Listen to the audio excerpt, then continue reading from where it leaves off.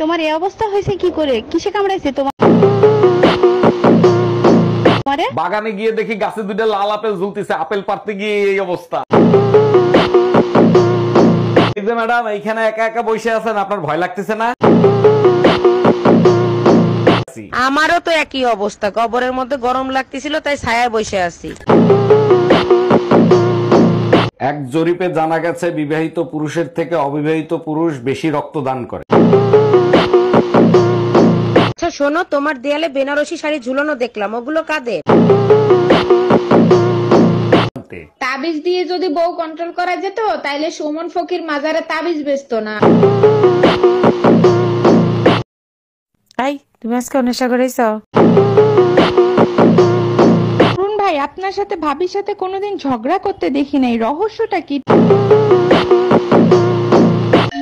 এই এত রাতে তোমারে কে ফোন দেয়? কারেন্ট মিস্ত্রি বাবুলাল ফোন দিচ্ছে।